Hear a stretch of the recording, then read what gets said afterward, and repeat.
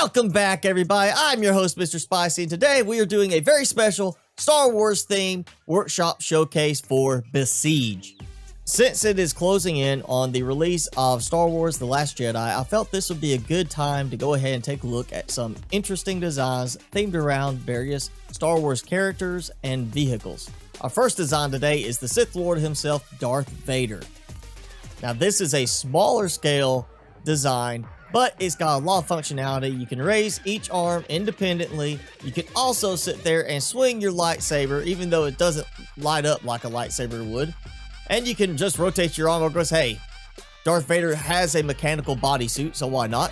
We can also move forward and use a force jump to fly up way high into the sky. All right, so let's get started. We're going to take out a couple of sheep. This should be fairly easy, right? I mean, there's sheep. What can they? Yes, there we go. Okay, so we got rid of the sheep. Let's go over here and say hi to these soldiers. I think I've taken some damage because I'm veering back to the right.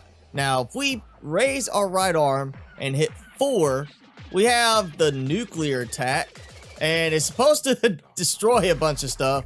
That didn't seem to work so well.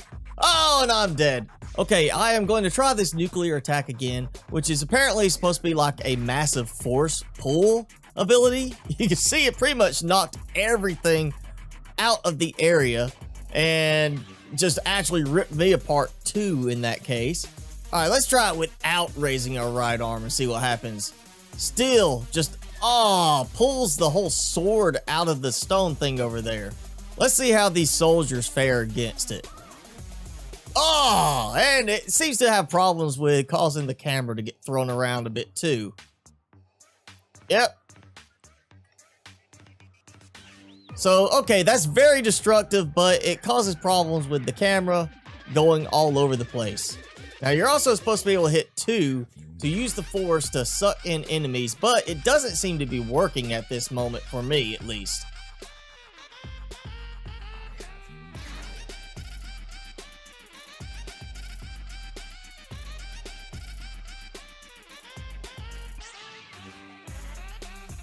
Well, that is the Darth Vader themed mech type build. As you can see, it's kind of interesting. It does have a few little buggy things with it, of course. But you can find this on the Steam Workshop if you like to check them out. There are a couple of items you will require to get for it as well, but those will be listed on the Steam Workshop page when you try to download them. And our next design is our wonderful sharpshooter Stormtroopers. The Stormtrooper has fewer options than Darth Vader, but we can still move forward and, of course, turn left and right. We can also raise our gun up and lower it. And it has in the listing that if you hold Q, you will fire the blaster. However, it doesn't seem to be working in my case. But if you press E, you can fire the shotgun, and that does seem to work fine, though it is just one shot. All right, so let's take out these guys before we say goodbye to our Stormtrooper with a shotgun blast. And, well, that's it. No blaster, nothing else. All I can do is run into him. And, oh, my head is ajar. He has knocked my head loose. Oh, they're doing more damage to the buildings than the Stormtrooper is. Okay, enough of the small builds. Now it's time for a more recognizable one, the AT-ST.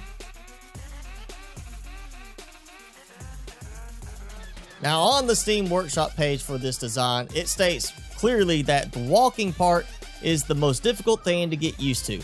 And it does take a good bit of practice to get it to work right, and you're not going to be able to exactly steer very well with it. But let's be honest, who really needs to worry about steering in this when all you want to do is actually walk over stuff?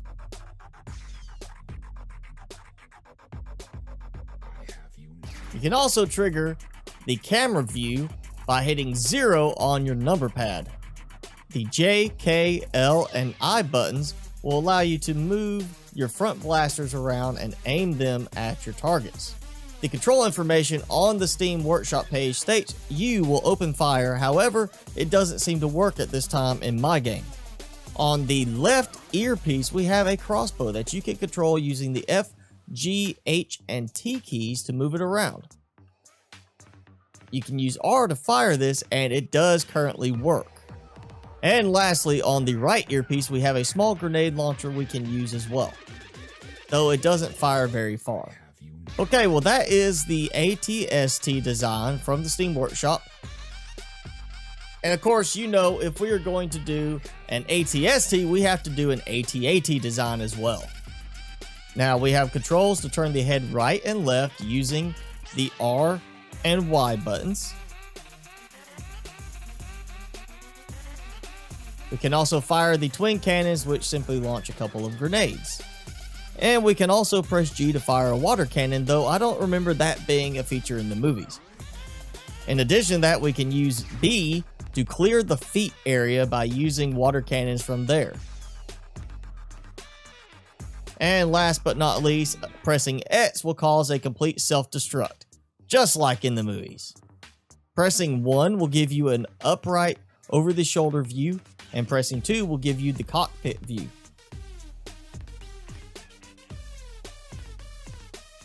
While there are many more designs that are Star Wars themed on the workshop, it was these 4 designs I found to be the most promising and also to have the best ratings. Each of these designs will have its own specific set of extras that it requires to function and look correctly. If you are interested in trying out these designs, I will have a link to each one of them below in the description. That's it for today's video. I hope you enjoyed the video. If you did, be sure to hit that like button. Also make sure you hit subscribe and tick the notification bell if you have not already done so. Leave me a comment below. Let me know if there's any designs from the workshop that you would like to see me do in my Besiege workshop series. As always, I'm your host, Mr. Spicy. Thanks for watching, everybody.